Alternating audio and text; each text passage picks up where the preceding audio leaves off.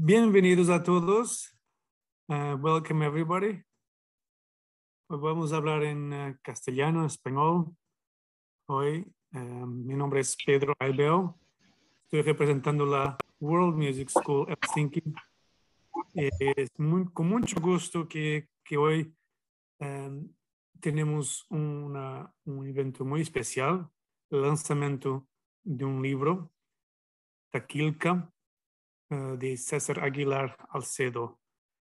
Este libro presenta una forma innovadora para la enseñanza y el aprendizaje de la teoría musical, enfocada desde el diseño y la semiótica andina precolombiana.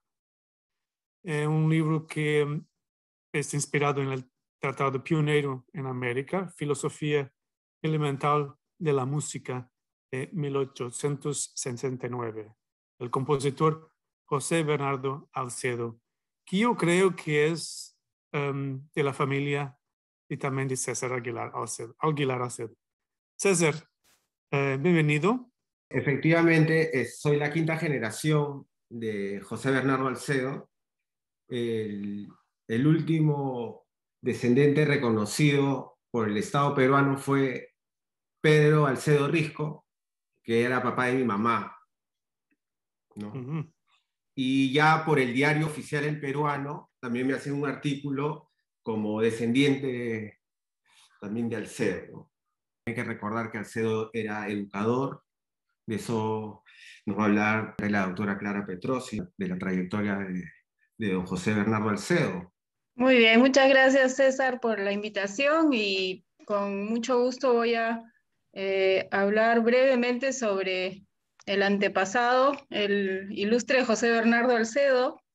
Lo primero que descubrí investigando un poco para hoy es que, bueno, él recibe el nombre de Bernardo porque hoy es el día de San Bernardo, ¿verdad? Como antes se ponía el nombre del día, pero en realidad se ha descubierto la partida de bautizo y a pesar de que le pusieron el nombre de hoy, parece que nació el 19, o sea, ayer.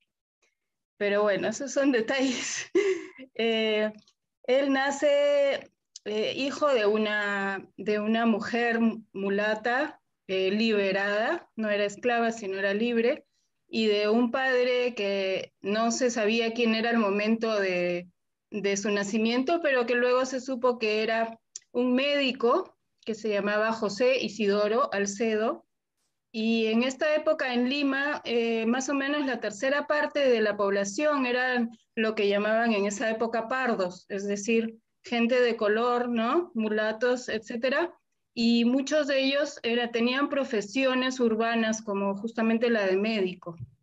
Entonces, José Bernardo, bastante pequeño, es llevado por su madre al convento de los agustinos para que estudie en la academia de música que había ahí, que dirigía el fraile Cipriano Aguilar, que era uno de los profesores más famosos de música de Lima. Y parece por recomendación del padrino del niño, que se había dado cuenta que todo lo que él escuchaba se le grababa muy fácilmente, que tenía buen oído, entonces lo llevan ahí al convento. En ese convento de los agustinos no estuvo mucho tiempo, no se sabe bien por qué, cambió luego a otro convento, el de Santo Domingo, y ahí fue que ya se quedó más tiempo y pidió profesar, entonces tomó los hábitos de dominico, y ahí estaba cuando San Martín llega en la marcha liberadora del Perú, ¿verdad? Y entonces, ya para entonces, Alcedo había empezado a componer y parece que inclusive en su tiempo de estudiante había logrado buenas composiciones, ya había ganado cierta fama, inclusive se ha encontrado una introducción a una ópera. La primera ópera italiana llega, la compañía de ópera italiana primera que llega a Lima, llega en 1812, cuando Alcedo, bueno, vivía en el convento, pero parece que él tenía contactos, relaciones con la gente que cantaba en el teatro, en el Coliseo, y bueno, no se sabe más sobre esta ópera, solo se ha encontrado la primera parte, entonces no se sabe si se ha perdido el resto o si solamente la empezó, ¿verdad? Y entonces, cuando San Martín llega, él convoca a un concurso para una canción nacional, un himno nacional, y sabiendo que estas especies de marchas, himnos, canciones patrióticas eran un arma muy fuerte para que la gente tenga buen espíritu de lucha, espíritu de liberarse de la colonia, etc. Entonces era a su vez con una especie de celebración y a la vez con un fin político de unir a la gente en este plan de libertad. Y Alcedo había compuesto varias canciones patrióticas y presenta una de ellas, o dice que presentó hasta más de una, me parece que presentó dos, pero es esta canción que se llamaba Somos Libres, la que sale ganadora, es escogida como el nuevo himno nacional del Perú.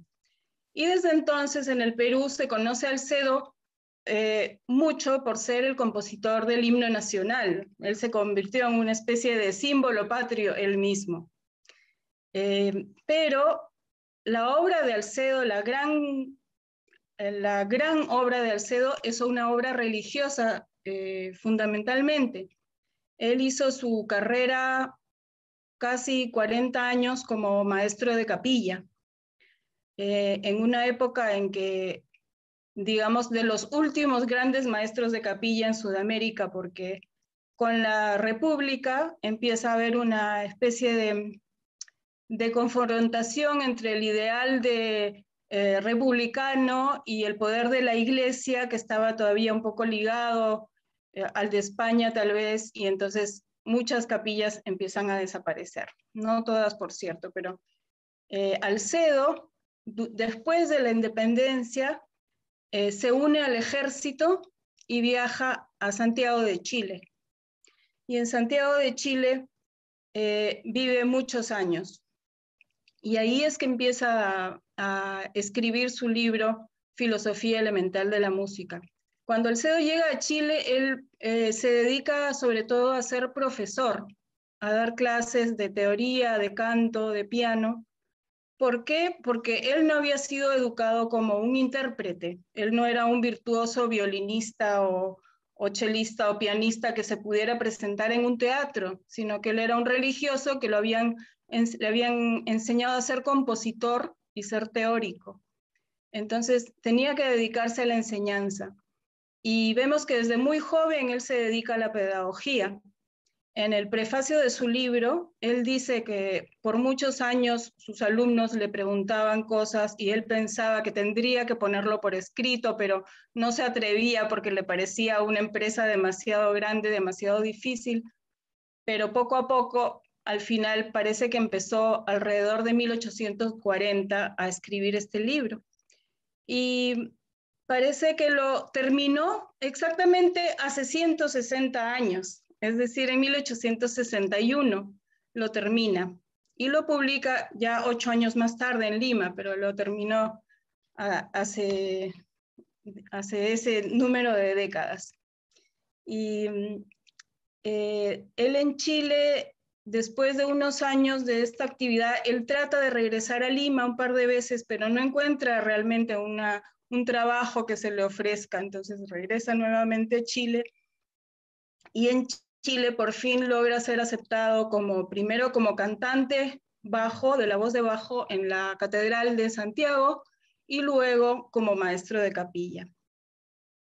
Ahora, allí en Chile se le conoce sobre todo como maestro de capilla y en el Perú se lo conoce más como compositor del himno nacional, ¿no? Entonces hay parte de la producción que está en Chile y parte de la producción que está en el Perú, en la Biblioteca Nacional.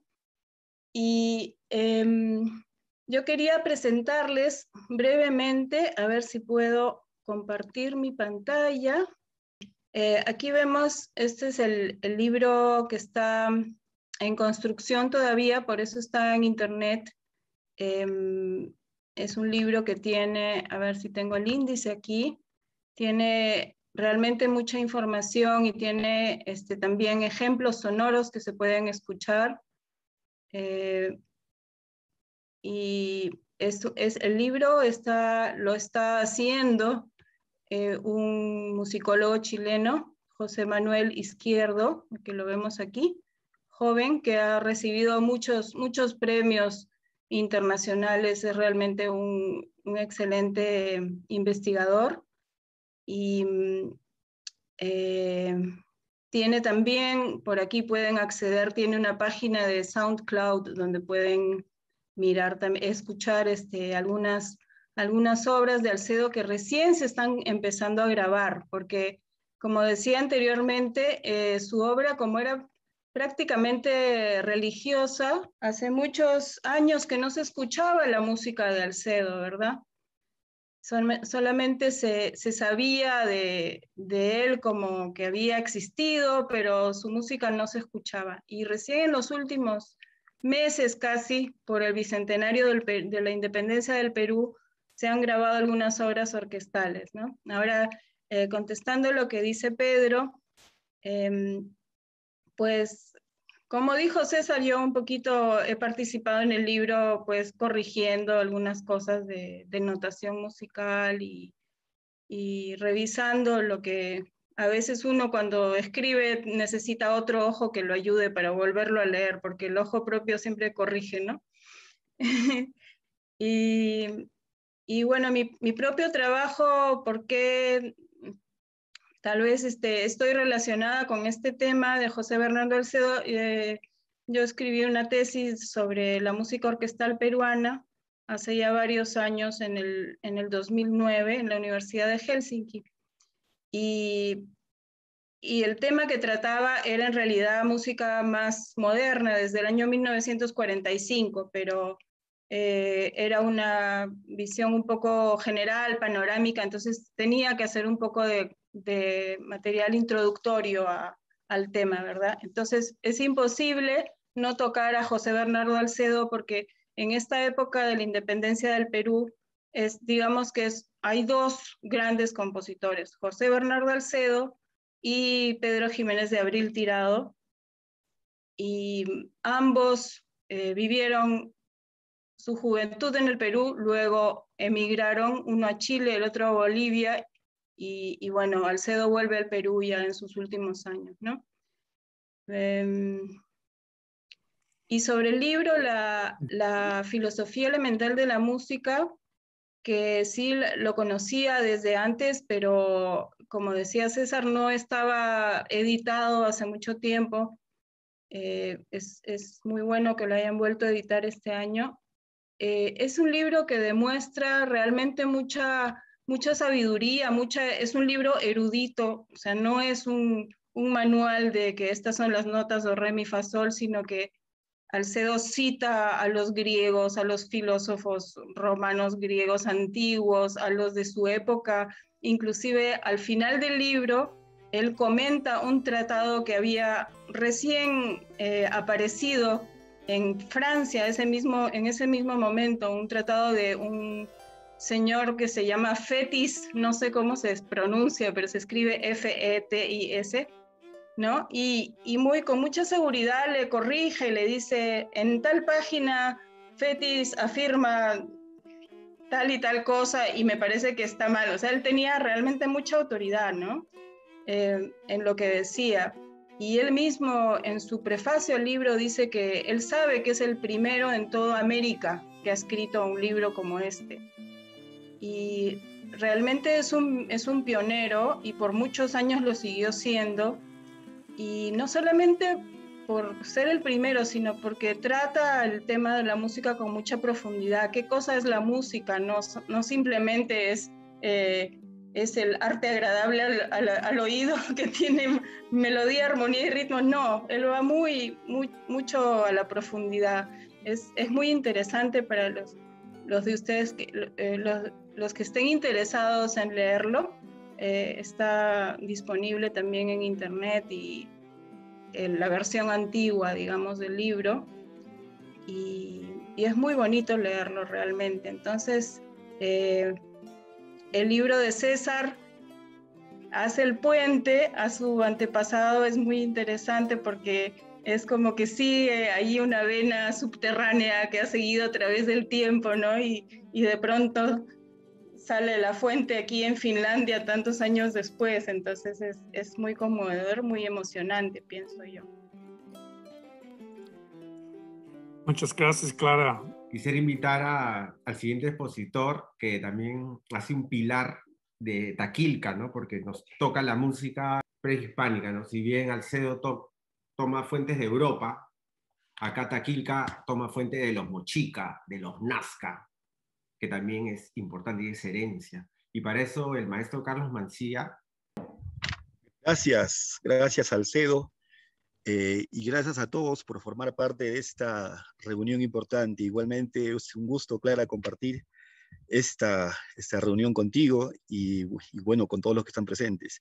Y justamente quisiera partir, la verdad lo tenía pensado también, pero parto por lo que acaba de comentar Clara respecto a Bernardo Alcedo, ¿no? Y a los conceptos que él tenía y que iban más allá de ese concepto justamente de la música como la organización de sonidos agradables al oído, ¿no?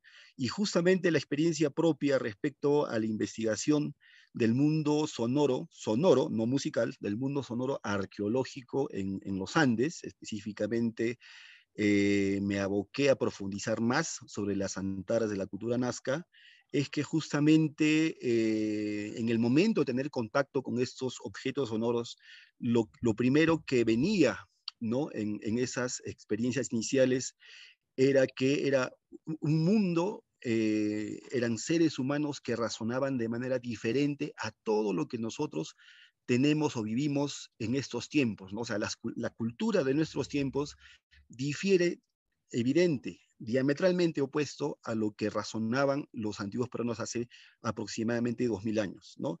Eso justamente nos llevó a ir cuestionando el concepto de música, porque alegremente este concepto, ¿no? Y su definición se usa, como digo, o sea, muy así, decimos popularmente acá, alegremente, y aplicarlo a culturas que no tienen o que no han tenido absolutamente nada que ver con Occidente y que con la presencia de ellos utilizamos y trasladamos, ¿no? Y aplicamos el concepto en estas culturas que tuvieron otras formas de razonar, tuvieron experiencias diferentes, ¿no? Ante este fenómeno universal que es el sonido, ¿no?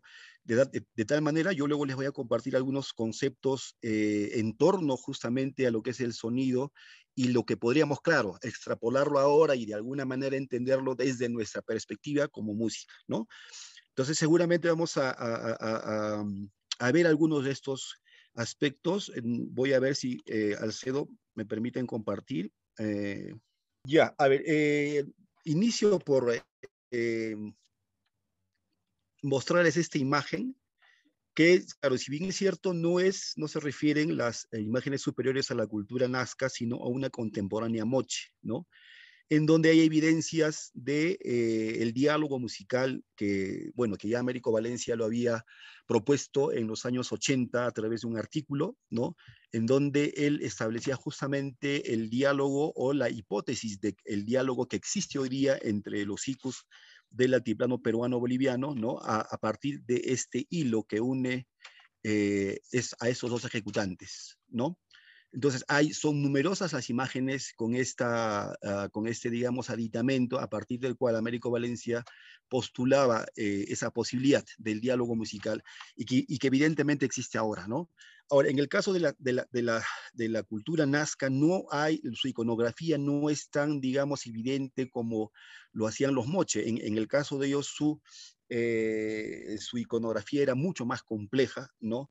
Y también dependiendo de los periodos, de los distintos periodos de la cultura nazca, y quizás lo más evidente es esta iconografía en una cerámica de la cultura nazca, en donde, o bueno, que fue utilizada por César Bolaños, uno de los musicólogos que nos dejó uno de los trabajos más importantes sobre las antaras Nazca y que tienen que ver justamente con los sistemas de afinación, escalas, ¿no? Posibles contextos de uso, etcétera, ¿no? Y esta es la evidencia, de repente, o de las pocas evidencias que existen a nivel de iconografía de un posible diálogo entre las antaras o los sikus, ¿no? O las flautas de pan en aquellos tiempos. Y estas imágenes, la anterior y la que estamos viendo ahora, justamente tienen que ver con lo que me había pedido Alcedo respecto a su trabajo, ¿no? Que es un manual, es un documento didáctico para la enseñanza y aprendizaje de la música a través del siku y usando justamente conceptos ancestrales, desde lo propio como cultura andina y también desde la música entre comillas, por si acaso, ¿ya? Bueno, les comento un poco los antecedentes de la investigación que nosotros realizamos sobre las antaras Nazca y sobre sus sistemas de afinación, ¿no? Que nació a partir de este proyecto que denominamos Guayaquepa, que se realizó entre los años 2004 y 2008, y que fue realizado en convenio entre la Escuela Nacional Superior de Folclore José María Arguedas, donde yo laboraba, y el entonces Instituto Nacional de Cultura, hoy Ministerio de Cultura, ¿no? A través del Museo Nacional de Arqueología, Antropología e Historia del Perú. En esa oportunidad, como les había comentado al principio, tuvimos la posibilidad de registrar un promedio de 600 objetos sonoros de los 2000 que tiene este museo, aproximadamente, ahora seguramente tiene mucho más, y entre esas antaras o flautas de pan hicimos el registro de unas 135 antaras de cerámica, ¿no? Aparte de estas, o de esas 135, un aproximado de 110 eran solamente de las culturas Nazca, y las otras cantidades eran conformadas por antaras de las culturas Salinar, Paracas, Nazca, Moche, Chimú, Lima, Chincha e Inca, ¿no? Bueno, y el equipo de trabajo estuvo conformado por Paco Merino, arqueólogo, y Milano Trejo, músico, sicuri que trabajaba, y bueno, y ingeniero marino que trabajaba también en ese museo, ¿no? Y por parte de la escuela, Chalena Vázquez, que en paz descanse, y Dimitri Manga, que ahora es, en ese tiempo era el ejecutante, él es sicuri, y era el ejecutante de los objetos sonoros, bueno, y mi persona como coordinador por parte de la Escuela de Folclore, ¿no?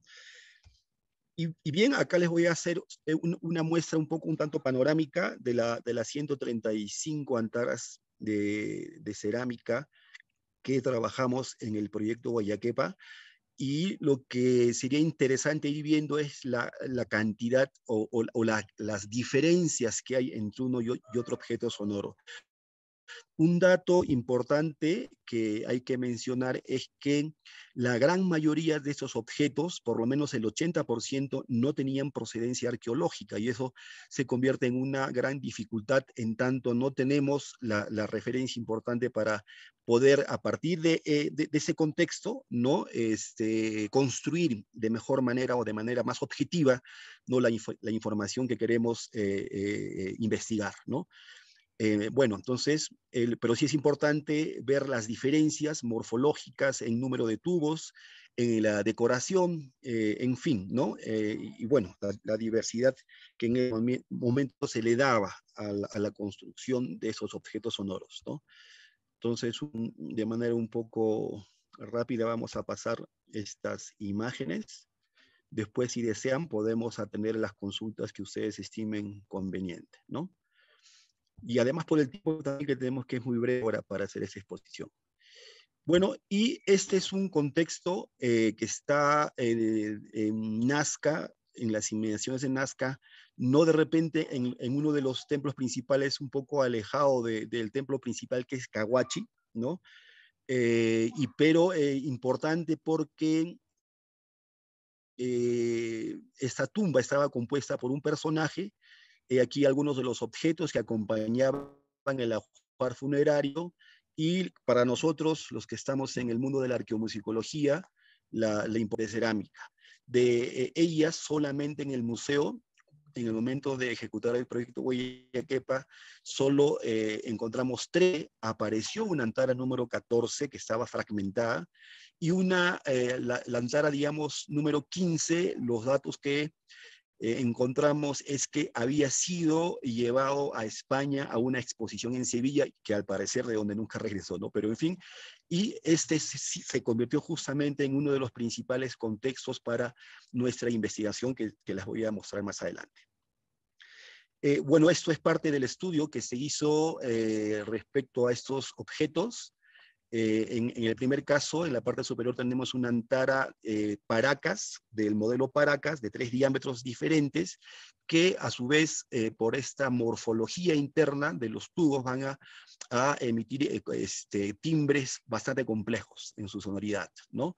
Y es un timbre que ha viajado, como lo explica muy bien el musicólogo chileno José Pérez de Arce. Es un sonido rajado que él le llama, actualmente entre Perú y Bolivia le llaman el sonido tara, que es un sonido no redondo, puro, como al que estamos acostumbrados justamente por la influencia de la cultura occidental, ¿no? Sino todo lo contrario, es como un chillido, de repente, para usar un término, para entenderlo, ¿no? Bueno, como decía Pérez de Arce, que viaja o que tiene un origen desde Paracas hasta el momento y que tendría un recorrido aproximado de unos 3.000 años, ¿no? Un timbre que permanece hasta el momento, hasta el día de hoy, en los Andes, a través de los pincuyos, de las tarcas, que son instrumentos sonoros etnográficos, ¿no?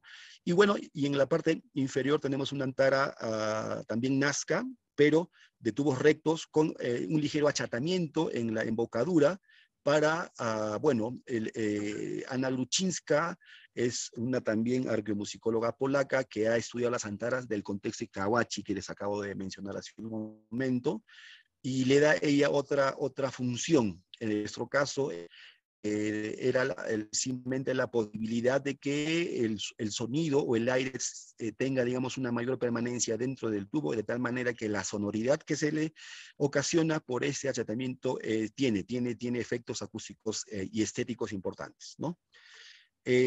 Bueno, esto es de repente un poco para informarles el software que utilizamos para la medición de las frecuencias de cada una de las antaras, ¿no? Donde vemos la altura, la frecuencia exacta y la desviación en cuanto al sistema de afinación occidental, ¿no? Que también es un aspecto importante al momento de abordar objetos que no tienen nada que ver con sistemas temperados a los que estamos acostumbrados ahora, ¿no? Y bueno, y esto es de repente la parte central a donde quiero llegar. Los trabajos que se habían realizado en torno a las antaras Nazca, específicamente como los trabajos de Bolaños, quien se estuvo bastante aproximado a establecer un sistema de afinación que, bueno, que lamentablemente no arribó, pero estaba bastante cerca para que él de repente, con algunos años más, de repente hubiese podido establecer, ¿no? Y bueno, ¿cuál fue nuestra propuesta, nuestro aporte de repente, y además como una hipótesis? No es una afirmación, por supuesto, porque habría que hacer o tener más evidencia para poder demostrarlo, aun cuando nosotros ahora auditivamente también vamos a escuchar que quizás tengamos las evidencias sonoras suficientes como para poder confirmar nuestra teoría, ¿no?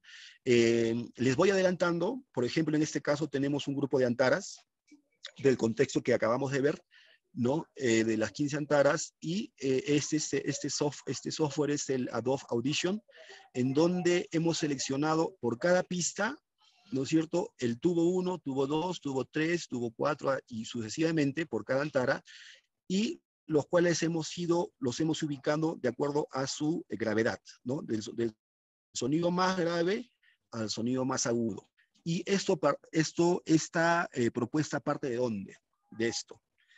Como siempre nosotros, los musicólogos, los arqueomusicólogos, nos abocamos al estudio del sonido, ¿no?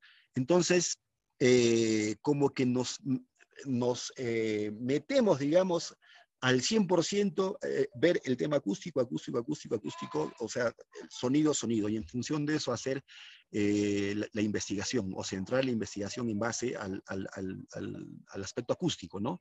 Pero tenemos ya una propuesta de una colega brasileña, Daniela Laquioma Silvestre, que por ejemplo ella está haciendo un enfoque, como no es músico también, dicho sea de paso, ella es historiadora del arte, pero ha hecho su maestría y doctorado en arqueomusicología sobre la iconografía y la interpretación justamente de la iconografía para establecer roles sociales y religiosos en las culturas de Moche y Nazca, ¿no?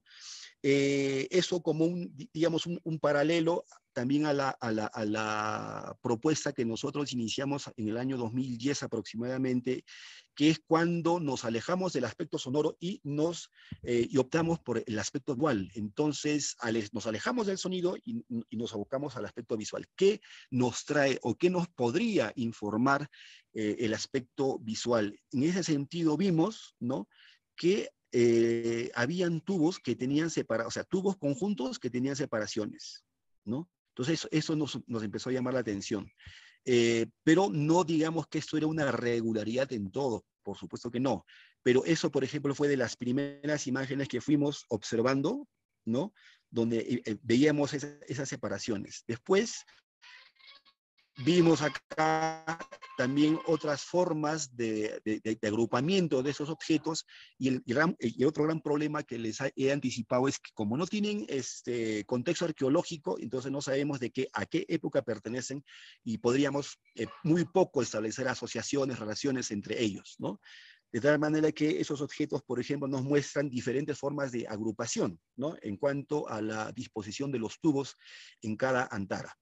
Y justamente donde aparece con mayor frecuencia lo que estábamos no buscando, sino encontrando, era en las antaras de Cahuachi. Cahuachi es el templo principal de la cultura nazca, que esas antaras fueron estudiadas, como le decía, por Ana Gruchinska, y bueno, los resultados de Ana Gruchinska son estrictamente acústicos y tienen otros desde el planteamiento, ¿no?, y resultados diferentes, ¿no? Y bueno, en este caso, desde el aspecto visual, como les digo, miren, acá es clarísimo la separación de dos tubos conjuntos, un vacío, y nuevamente estos dos en la parte, digamos, en los tubos agudos. Y ya hay saltos más notorios en los tubos que son más graves, ¿no? Entonces, estas son antaras diferentes, pero miren, todos tienen esa misma disposición. Entonces, esto fue lo que a nosotros nos llamó poderosamente la atención, y a partir de lo cual intentamos esta propuesta. Entonces, voy a ver si puedo ahora el resultado sonoro. ¿Se escucha ahora?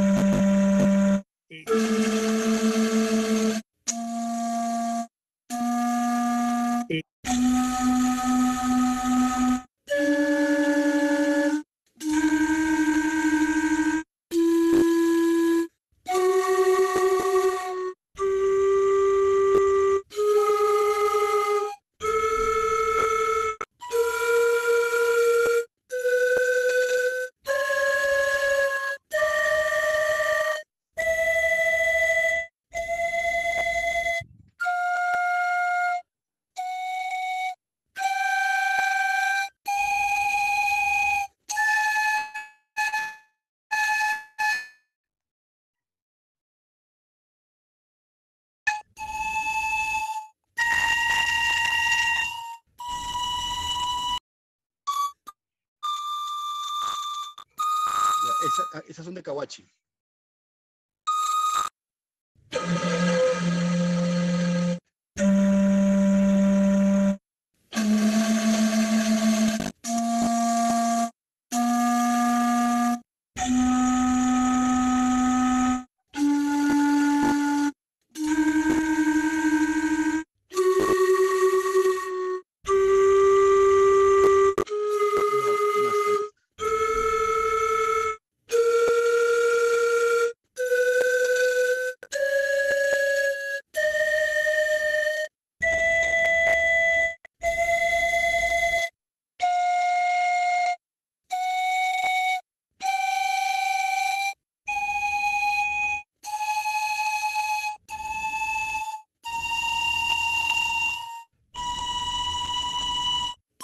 Ya, esos sí son del mismo grupo.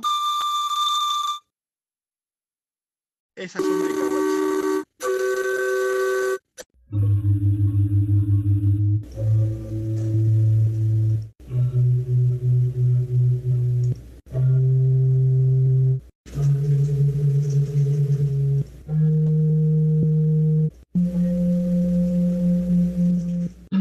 Usando el mismo sistema de agrupación o secuenciación, ¿no?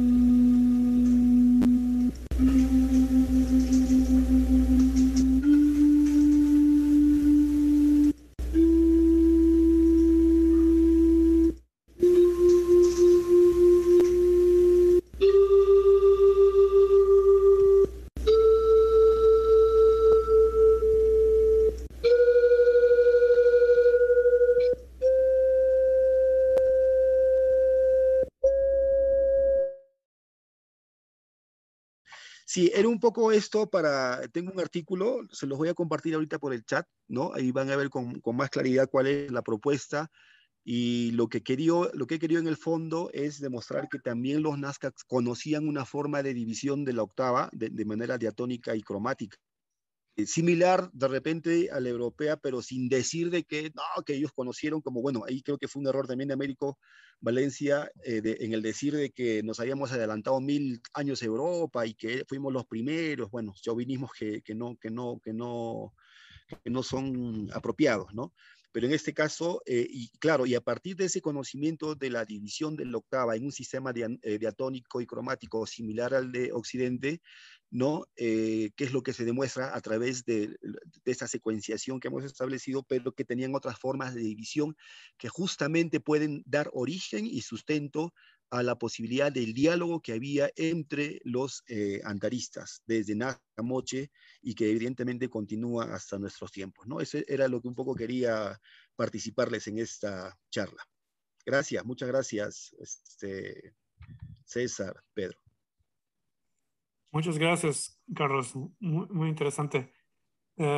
César, tú has hecho también instrumentos. Sí, efectivamente, en Taquilca se propone, escoge tu antara favorita, dibújala, coloréala, y también, ¿por qué no fabricarlas, ¿no? Voy a mostrarle un poquito el sonido.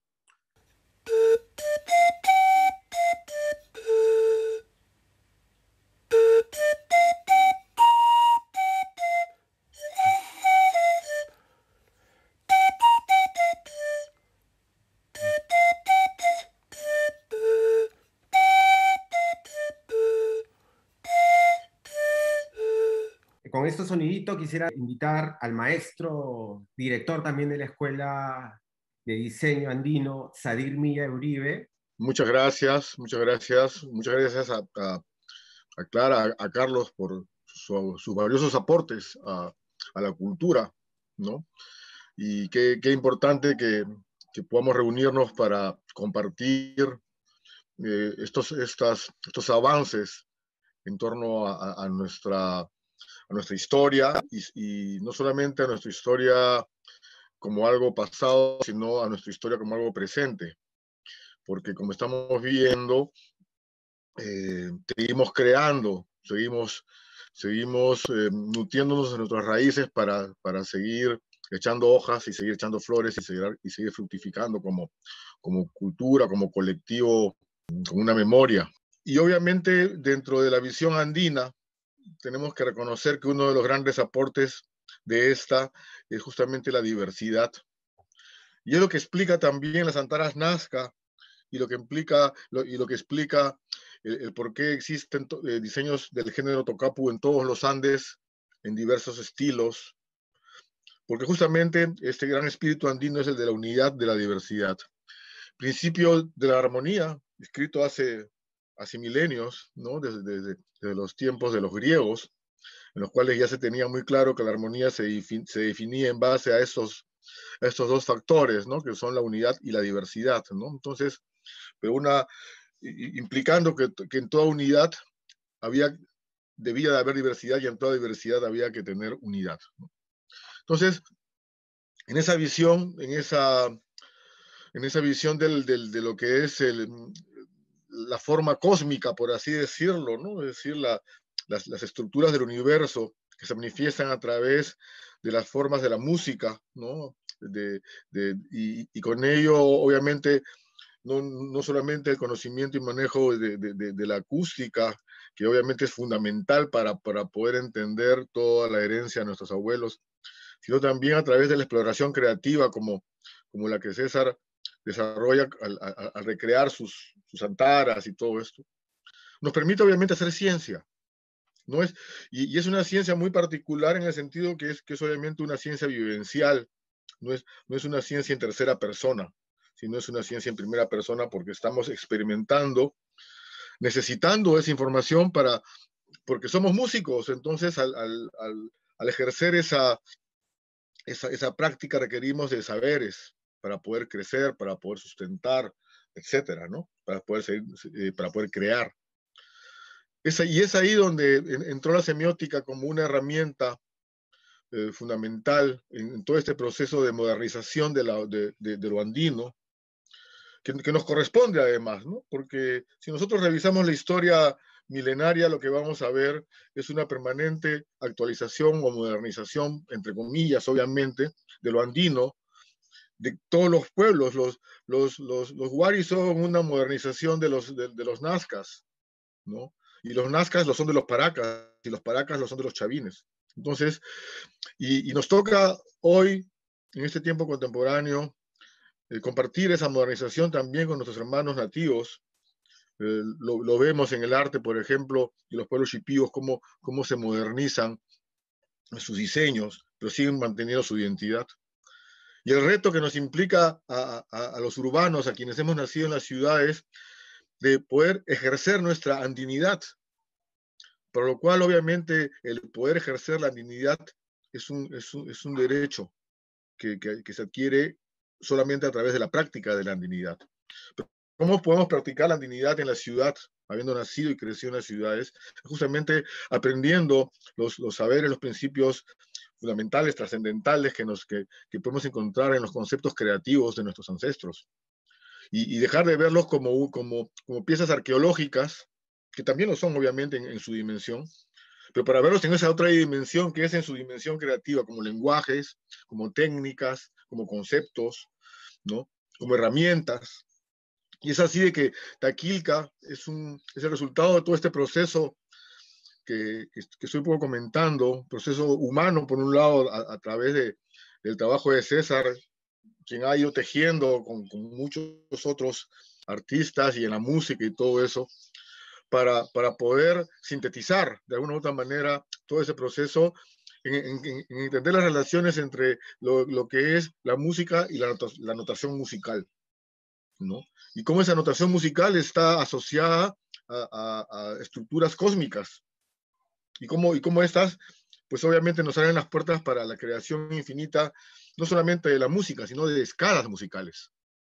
Y eso es el gran aporte que lo podemos ver justamente con esta exposición que nos ha hecho Carlos Mancilla, a mostrarnos las diversas escalas que maneja cada antara, justamente entender que hay esa creatividad, ¿no? de escalas, y que eso es sumamente importante, porque al poder tener ese potencial creativo de manejo de escalas, obviamente multiplicamos el potencial creativo de manejo de la música.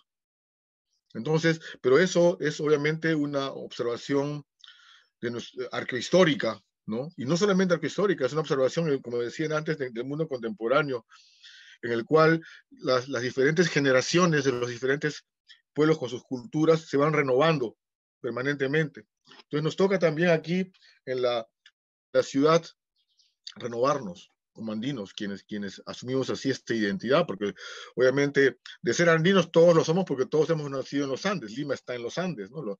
Los Andes es un complejo geográfico que abarca costa, sierra, selva, ¿no? Y ahí están los 4 suyos, ¿no? Pero más allá del espacio geográfico hay la geografía cultural de la ciudad, y aquí en la ciudad también hay una andinidad, y eso obviamente tiene que ver mucho con la interculturalidad, porque nuestra andinidad es una andinidad intercultural, ¿no? Que la ejercemos desde la investigación, desde la práctica del arte, desde la academia, en fin, las diferentes plataformas que nos brinda la ciudad para acercarnos a la cultura, a la historia, pero que en la cual incorporamos algo muy importante de lo que viene a ser la epistemología andina, es decir, su acercamiento al conocimiento, es la práctica, ¿no? Y eso es esencial. Solamente desde la primera persona de la investigación, pues, es decir, de investigarnos a nosotros mismos, entendernos a los otros mismos en los otros. Porque todo este tema viene del aporte de muchos maestros, entre ellos el taita Carlos Milla, que nos abre las puertas en los 80s, cuando nos muestra el código de la génesis de la geometría andina en el cielo, representada en las proporciones de la Cruz del Sur. Y a través de esta puerta que él abre la chacana, la chacana escalonada, la cruz cuadrada andina, ¿no? La cruz escalonada andina, y en ella abre los misterios de la cuadratura de la circunferencia a través de la dinámica entre el cuadrado y el círculo, el yanantin, la comunidad, la complementariedad. En toda esta dinámica, entonces, se abre una puerta infinita para quien entra, pues. Entonces ahí hay muchos que hemos entrado de una u otra manera, y hemos encontrado pues este gran universo en el cual el trabajo con César y también con mi hijo Curmi, con quien han tejido también un poco experiencias en toda esta dinámica de la investigación y del intercambio para el conocimiento, pues finalmente se llega a esta, entre comillas, por así dicho, a esta locura de encontrar a la música en las estrellas, en las proporciones de las constelaciones. Pero no nos olvidemos que estamos en el campo del arte, que se nutre de la ciencia, pero que es arte, que es diferente, porque de ser ciencia tendríamos que de pronto estar buscando otro tipo de precisiones de conocimiento.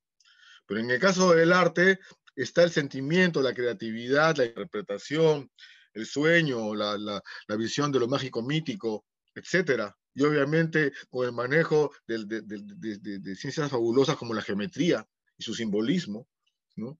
Que nos dan las herramientas para que en este momento podamos encontrar esas relaciones de las vibraciones de la geometría cósmica y expresarlas en instrumentos como la antara.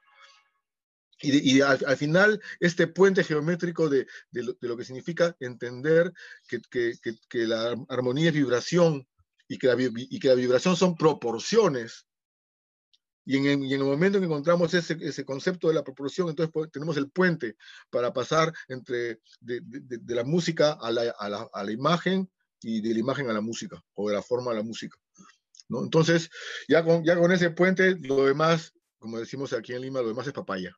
Lo demás es simple, porque ya tenemos una herramienta para poder jugar. Y obviamente la investigación se abre mucho más, ¿no? Porque vamos a encontrar en la forma de los tocapus, que son estas figuras geométricas cuadradas de los incas y de los pre-incas. Vamos a encontrar la expresión de las notas musicales a través de lo que conocemos como la cimática, ¿no? Ustedes, quienes no sepan lo que es la cimática, busquen en YouTube, pongan cimática, hay varios videitos sobre la cimática, y van a ver cómo es que la cimática son las vibraciones del sonido y que dibujan. ¿Y qué es lo que dibujan? Tocapus. Entonces, de alguna manera, nuestros abuelos, nuestros ancestros han sabido relacionarse con la música, relacionarse con el cosmos. No obviamente en una línea evolutiva como se ha pretendido de pensar de que una civilización está más adelantada que la otra, cualesquiera que sea. No, cada civilización tiene su propia línea de desarrollo. Tenemos que entender que somos diferentes. Tenemos que dejar de existir bajo el régimen totalitario de la mente que nos dice que hay unos mejores que otros o que hay unos más adelantados que otros. Esa es justamente la gran enseñanza de nuestros abuelos andinos, enseñarnos la diversidad, enseñarnos que en esa diferencia entre todos nosotros está la riqueza, porque podemos compartir y disfrutar de esa diversidad.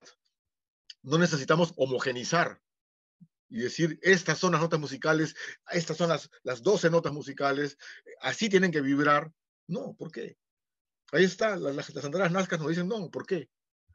Yo también lo puedo sentir de otra manera y con eso puedo hacer otra música que con tus 12 notas no te podrías imaginar. Entonces, creo yo de que este trabajo de Taquilca expresa todo este sentimiento, expresa toda esta visión de experiencia que estamos recorriendo, expresa también nuestro agradecimiento no solamente a los abuelos milenarios, sino a Alcedo, ¿no? Quien de una u otra manera, obviamente, más allá del género y de la temática artística, musical en este caso, era un amante de la música, ¿no? Y era un amante del entendimiento de lo que era la música, y supo escribir su libro sobre fundamentos de la música, justamente en resultado de esa pasión y esa práctica de poder el crear y dejarnos este himno tan potente, ¿no? Porque realmente escuchemos bien el himno y es un himno que tiene la fuerza.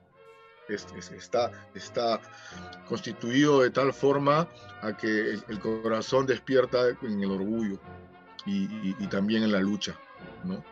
Entonces, ahí está esa grandeza del músico que investiga, que aprende y que sabe hacer las conexiones entre las vibraciones de la música y las emociones. Porque de eso se trata un músico, no solamente es un técnico, es un artista. Y como artista sabe llegar a los corazones. Entonces, bueno, creo que no tenemos más que celebrar el que podamos seguirnos tejiendo todos de una manera así cultural, positiva, creativa, para la construcción de nuestra cultura, la construcción de nuestros países, ¿no? Y porque se trata de que este Tahuantinsuyo como espíritu, que es el espíritu de la diversidad, lo podamos llevar a nivel planetario. No con un afán, obviamente, en todo lo opuesto a lo que sería una dominación globalizante, sino al contrario, para inspirarnos a todos a respetarnos en esa diferencia, en esa diversidad, y no solamente respetarnos, sino también intercambiar y, ¿por qué no decirlo?, a querernos en nuestras diferencias y a apreciarnos en nuestras diferencias, ¿no? Para justamente poder ser dignos de la conciencia que nos legan los maestros en nuestra historia. Eso es lo que quisiera compartir y muchas gracias a todos, a cada uno de ustedes por su aporte, quienes están aquí presentes, quienes no lo estén, pero que de una u otra manera han sumado y siguen sumando en este crear, en este construir una vida digna para todos. Eso, muchas gracias con todos y un saludo. Gracias, Adir. Vamos a dar la bienvenida a alguien que participa también en el libro con una composición. Él es un activista sicuri. Buenas noches para los que están por allá, buenos días para los que estamos por acá, buenas tardes, un gusto, agradecer la invitación también. Tuve la suerte de aprender el instrumento desde niño, entonces algo que se propone dentro del libro es que la zampoña sea uno de los primeros o el primer instrumento, o se recomienda como primer instrumento. ¿Por qué la zampoña como primer instrumento? Bueno, aquí a comparación de otros instrumentos, la zampoña es un instrumento de bajo costo, ¿no? Aquí un instrumento profesional, una zampoña profesional con afinación, con resonadores, como lo interpretamos los sicuris, está entre 25, 35 soles, 45 soles el más caro, que son más o menos 7 euros, 8 euros, 11 dólares. Es a comparación de otros instrumentos, por ejemplo, una guitarra aquí no baja de los 250 soles. El costo es bastante diferente de la ventaja, ¿no? Por el tamaño de su facilidad de transporte, porque la zampoña tiene diferentes tamaños, ¿no? Para completar una armonía, y entonces que sea, por ejemplo, los chilis, que no miden más de 10 centímetros, hacen que sea fácil un instrumento de bolsillo. Yo recuerdo cuando aprendí, cuando estaba en el colegio, era mi juguete del recreo, ¿no? Yo llevaba mis chilis en el bolsillo y así practicaba, así ensayaba las melodías que escuchaba en algún evento. la podía transportar a donde, y hasta ahora normalmente yo, los que me conocen saben que normalmente ando con una zampoña cuando me voy de viaje, las puedo llevar en el bolsillo. Porque se puede hacer de diferentes materiales, o al menos aquí en Perú son fáciles de conseguir. Por ejemplo, los tubos que se utilizan para la luz, para las conexiones de luz. Actualmente hay agrupaciones que por el alto costo de una zampoña profesional, en alto costo en el sentido de comprarlo para todo un conjunto, ¿no? Porque en el Sicuri tenemos por costumbre interpretarlo en una tropa de 30 personas, 18 personas. Entonces los artesanos, los luthiers del Sicuri te lo venden por tropa, ¿no? Para esa cantidad de personas, no para dos o para ti un par de cañas, ¿no? Entonces hay algunos grupos que han empezado a realizar sus propios instrumentos a través de estos tubos que son baratos y que pueden, al mismo precio que cuesta una zampoña profesional, pueden construir instrumentos para 6 personas, a veces hasta 10 personas, dependiendo de qué tamaño de zampoña van a elaborar, ¿no? Porque se puede interpretar 2 personas a la vez, y eso me parece una particularidad importante que no puedes encontrar en otro instrumento, ¿no? La guitarra, a César en algún video lo he visto interpretando con otra persona, pero no es normal eso, ¿no? En cambio la zampoña sí, lo puedes interpretar solo, y en el Sicuri siempre necesitamos de nuestro complemento, de alguien más para interpretar la canción.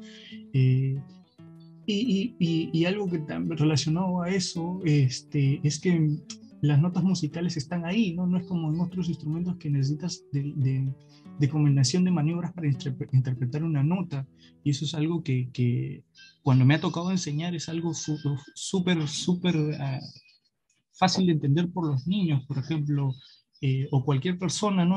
Acá se hacen muchos talleres o turismo vivencial, y ahora están en lugares campestres, y se está tomando como moda, por decirlo así, bueno, en época normal, antes de la pandemia, de que venga alguien y te enseña a tocar zampoña y encima te llevas de regalo tu zampoña, ¿no? Entonces, y es porque es algo fácil de enseñar, ¿no? El método que propone en el libro es un método innovador, mucho más práctico, pero, por ejemplo, los que hemos venido enseñando talleres barriales en las comunidades, dentro de la zona urbana, normalmente decimos sopla el tubo 1, sopla el tubo 2, sopla el tubo 3, y como en el Sicuri tenemos la costumbre de hacerlo por complemento, entonces lo vuelve un instrumento fácil de entender por niños y adultos. Y es algo que me llevó a enseñar a muchas personas, ¿no? Porque es muy fácil, ¿no? He enseñado a niños en colegio, a universitarios, a escolares, y entonces es un instrumento fácil de entender. Y bueno, por eso también quería hablar un poco del Sicuri, que es la música que más he hecho yo, y que ya algo me he ido mencionando en los que me han antecedido, ¿no? El Sicuri, y es la importancia por la cual me llevó a enseñar a mí a tocar zampoña a escolares, en talleres comunales urbanos, o en la universidad, ¿no? El aprendizaje andino que hay relacionado al instrumento. La dualidad, la complementariedad, el AINI, el respeto a la naturaleza, el transmitir conocimientos ancestrales a través de la música, es algo que en el Sicuri, y al menos desde lo que yo conozco, es así, ¿no? O sea, el por qué se toca de una forma, el por qué se toca en tal festividad, tiene un proceso histórico interesante, el cual todavía la mayoría sigue en investigación. Sin embargo, lo que ya se conoce es un conocimiento importantísimo, ¿no? Nos lleva a entender el porqué de algunas cosas. A través del Sicuri nosotros también enseñamos el respeto y el entendimiento a la dualidad, a la complementariedad natural de la vida, a la convivencia de los polos opuestos, que es algo que, al menos en el Perú, en este contexto de crisis, es algo que necesitamos mucho, porque ha habido poca comprensión en este tema de la pandemia. Los orígenes del Sicuri están vinculados a su cercanía a la naturaleza, nos acerca más al sentido de la población, el respeto por el más antiguo, por el trabajo, por la constancia de lo que de esas personas, y por la razón por la que se puede continuar un trabajo hoy, ¿no? El amor y respeto a las manifestaciones culturales, la honradez, la honestidad, la responsabilidad el sicuri, como toda manifestación, implica que sentimientos de entendimiento de su entorno social o geográfico requiere una constancia para una práctica adecuada, ¿no? A pesar de que de su facilidad, ya cuando llegas a tocar en colectivo, cuando te toca dirigir conjuntos, necesitas un entendimiento mayor de la armonización, ¿no? Y ahí viene lo bonito del sicuri, ¿no? La zampoña ya, al ser un instrumento fácil, como sicuri en sí, ya lo podemos encontrar no solo en Perú, Bolivia, sino en Argentina, en Colombia, en Chile, en Finlandia, ¿no? César Elías, que viene haciendo un trabajo hace mucho tiempo ahí, Suecia, España, Italia, ¿no? Aquí en Perú ya es muy común. Cuando yo empecé a tocar a los 10, 11 años no era muy común, eran contados con los dedos las agrupaciones que existían, también producto de un proceso social, ¿no? La persecución que hubo en los años 90 con la dictadura de Fujimori y todos los procesos que hubo aquí afectaron mucho a las asociaciones culturales. Sin embargo, ya hoy pre-pandemia, incluso con pandemia, es muy común que existan los talleres de sicuris en colegios, en las universidades, en muchas plazas y parques. Muy gratamente me llevo a encontrar cuando paseo por Lima algún taller nuevo. Justo antes de entrar a esta charla, alguien me invitaba a la apertura de un taller más que no tenía ni idea que estaban realizando, y eso es muy bonito para mí, porque cuando yo era niño soñaba con eso, ¿no? Poder ir a cualquier parte de Lima y poder tocar. Ahora que ya estoy grande y que sucede eso, a pesar de la pandemia, ya no se puede por temas de trabajo y responsabilidades, ¿no? Pero me parece importante eso, ¿no? Como dijo César, a César yo lo conocí en una festividad en Puno, y ahí nos hemos visto durante muchos años, y cada vez que viene Lima nos encontramos, y mientras que se podía, nos encontrábamos mucho en Puno y en algunas de las festividades. Últimamente se ha vuelto muy común también que el sicuri se encuentre en las manifestaciones con el colectivo, y esto también relacionado a lo fácil de aprender que es el sicuri o la zampoña. En los años 2013-14 acá se quiso poner una ley para que los jóvenes trabajaran casi de manera gratuita como prácticas profesionales o preprofesionales en algunas empresas. Eso llevó a que los jóvenes saliéramos a las calles a protestar, lo que aquí conocimos como la ley Pulpín. Muchos de nosotros que practicamos el sicuri, y así en ese contexto se fue no formando, porque el colectivo se había formado, pero sí madurando la idea de lo que iba a ser, de lo que era el colectivo Chamanti, llevó a que mucha gente que no practicaba este instrumento, porque las marchas fueron como cinco grandes marchas a nivel nacional, y evidentemente en la capital de Perú, que es Lima, había con mayor fuerza, llevó a que muchas personas que no practicaban la música se compren su zampoña y se aparezcan y quieran tocar con nosotros. Y por la facilidad del instrumento, solo escuchando, llegaron algunos a acoplarse a lo nuestro, o músicos que tocaban otros instrumentos, y al ver que había gente tocando zampoña, se conseguían su zampoña, y la facilidad del instrumento los llevó a, primero en las primeras marchas, a tararear las canciones que nosotros hacíamos, y luego ya los vimos acoplándose a nosotros, evidentemente no con zampoñas como profesionales, o por así decirlo, que tocábamos nosotros, pero sí con zampoñas que se podían conseguir en cualquier tienda, que normalmente aquí son de adorno, acoplándose a lo que nosotros hacíamos, ¿no? Eso demuestra para mí la facilidad con la que se puede difundir este instrumento, ¿no? Bueno, aquí algunas fotos de las últimas participaciones del colectivo en este contexto de pandemia. Y bueno, el sicuri con el colectivo ha llegado a que se repite en muchas partes del Perú. Y aquí en la composición, ¿por qué menciono el colectivo en esta charla? Porque la composición que está dentro del libro es una composición que hice para el colectivo dentro de este contexto, dentro de ese contexto de marchas, de protesta social de los jóvenes, ¿no? Entonces, por eso la composición habla de los sueños, porque como les mencioné hace un rato, era parte de mi sueño ver mucha gente tocando, ¿no? Entonces, lamentablemente se dio en ese contexto, pero se pudo dar, ¿no? Entonces, eso es un poco lo que quería compartir con ustedes, mi experiencia. Agradecer una vez más a César y a los organizadores por la invitación. y estoy aquí para lo que necesiten. Gracias. Queremos cerrar con Orlando Sánchez desde Cuba. Bienvenido, maestro. Es un gran honor participar en un coloquio tan científico, porque realmente hay mucha ciencia en todo esto que se habla. El trabajo mío es derivado de la experiencia de la educación musical que recibí desde niño, porque en Cuba tenemos la influencia muy grande de la escuela europea y nos educamos en ella.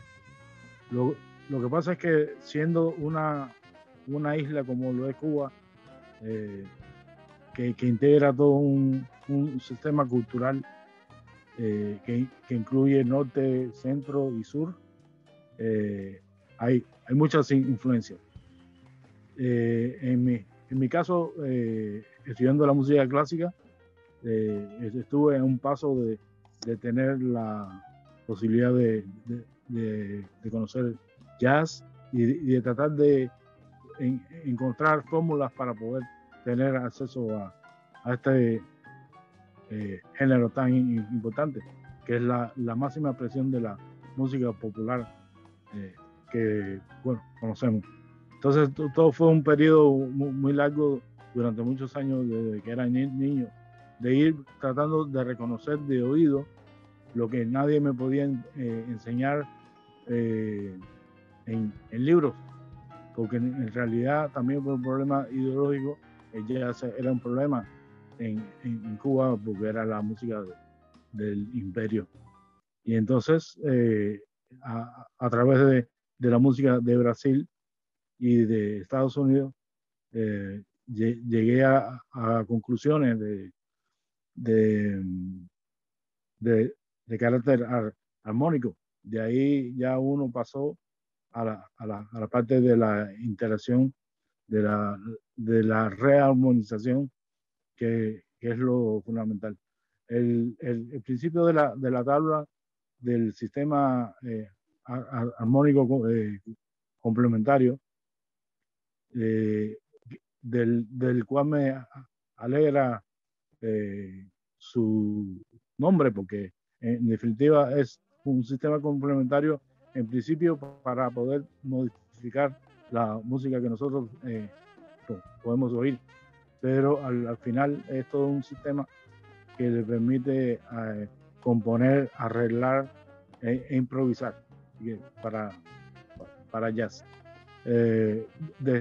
Desgraciadamente la parte que nosotros tenemos en Cuba de encuentro con las raíces andinas o indias en general es muy poco, porque los españoles hicieron su trabajo macabro de eliminarlos, pero al nacer en otras épocas con otras influencias e informaciones, tenemos ya conocimiento mucho más a través de esta oportunidad. Yo agradezco infinitamente al maestro César que haya tenido a bien encontrar mi trabajo como inclusivo, porque como decía otro de los conferencistas, la música no es para establecer patrones de mejor o peor, simplemente todo se integra y todo va hacia adelante. El libro mío es una propuesta de encontrar los acordes más increíbles a través de la construcción de un bajo cualquiera con un acorde perfecto mayor cualquiera.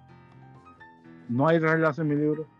Lo segundo es que pueden incluirse otros sistemas armónicos como son los disminuidos, que no están en mi libro, porque todos saben que el acorde disminuido es una secuencia de terceras menores, En el libro, en esta tabla, se encuentran las principales columnas, los acordes mayores, los menores, los de séptima. Entonces, los colores los utilicé para poder establecer diferencias, ¿no? No es lo mismo un do que un re, ni que un fa. Entonces, adquieren, de esa manera, adquieren identidad propia, muy interesante, porque a través de los colores, los niños pueden saber, identificarlo. Esa es la tabla, sí, que coincide favorablemente con la idea, porque a través de los colores el estudiante debe familiarizarse primero con los colores. En el caso de mi libro están directamente plasmados el nombre de los acordes: mayor, menor, oncena, que es una variante de los quintos 7, o sea, lo que hace ir un acorde hacia la tónica. Lo que pasa es que en mi libro se propone también que cualquier acorde puede ir a cualquier lado, puede ir a un acorde dominante o puede ir a cualquiera de los otros lados, porque la armonía debe responder o no a la línea melódica. No es un problema de instaurar un sistema de clúster a acordes con capricho, ¿no? A la cañona, como decimos en Cuba. Todo debe estar muy justificado, y para eso sobran los ejemplos de los grandes maestros que así lo hacen y que lo han hecho durante toda la historia de la música. Si tiene alguna pregunta más. Bueno, yo quería comentar, me parece fabuloso el diseño que nos aporta nuestro amigo de una manera lo que yo llamaría cuántica, es decir, el manejo de las probabilidades, ¿no? No es una notación lineal, sino que es una notación que tiene que ver con las probabilidades que se pueden dar en las líneas de desarrollo armónico, ¿no? Yo investigo los tocapus, que son los diseños geométricos, e investigo sus armonías. Y entonces yo veo la figura y la entiendo. La veo en su conjunto, en su dinámica, y me doy cuenta de lo maravilloso del avance en lo que es la ciencia de la música, en lo que es la ciencia de la notación musical, para crear ahora plataformas de creación musical cuánticas, en la cual uno justamente en esa dinámica de probabilidades puede crearse y recrearse infinitamente, ¿no? Y no salirse del marco armónico. Entonces, me parece que es muy importante, ¿no? Yo también hago algo de improvisación musical, y entonces entiendo que la improvisación musical se basa en eso, ¿no? Y los cantos de los maestros Shipibo de la ayahuasca se basan en eso también. Bueno. Su música es cuántica, no es lineal, no es lineal. Ellos modulan, ¿no? Sí, ese era mi comentario. Muchas gracias por el aporte, de verdad, gracias. Fabuloso.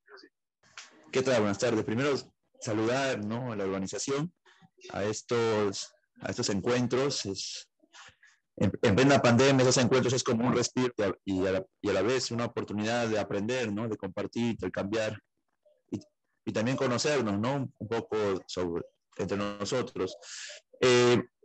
Mi pregunta era un poco acerca sobre la temática que se comentó anteriormente con respecto a las escalas, los instrumentos, de las antaras, ¿no? Por ejemplo, justo hace poco no sé si ustedes habrán conocido a Xavier Belenguer, francés, que también hace poco falleció, ¿no? El año pasado, justo en la Candelaria, en esa fecha nomás falleció. Y él había hecho un trabajo interesante sobre esto, sobre los instrumentos, pero desde una perspectiva un poco más antropológica, no tanto musical, no tanto acústica. Y él había encontrado algo interesante que se refleja también en la práctica, ¿no? En la actualidad se corrobora. ¿Y qué es, no? Por ejemplo, en los sikus, ¿no? En lo que decimos el sikuri, en los huaynos principalmente, si revisamos algunas melodías antiguas de sikuri, ¿no? De huaynos sikuris, encontramos algo peculiar, y es que no se usa mucho los tubos más pequeños, principalmente el más pequeñito del arca y el más pequeño del lira, ¿no? Ya con el tiempo han aparecido huaynos ya, ¿no? Incluso desde las mismas estudiantinas han creado huaynos que recorren todas las cañas, ¿no? Pero, como repito, ¿no? Felizmente hay grabaciones, hay LPs, ¿no? Antiguos, incluso grabaciones de los años 50, de sikuri, de huaynos, que no llegan hasta la caña más pequeña. Eso también pasa con otras expresiones, con otras manifestaciones, con otras variedades de expresiones, que por lo general en sus huaynos no usan mucho la caña más pequeña, ¿no? Y también encontramos algo parecido con los pinquillos, ¿no? Los pinquillos, incluso los caperos, ¿no? Que se tocan, no tapan el último agujero, ¿no? No se tapa el último agujero. Entonces, Xavier Belenguer decía,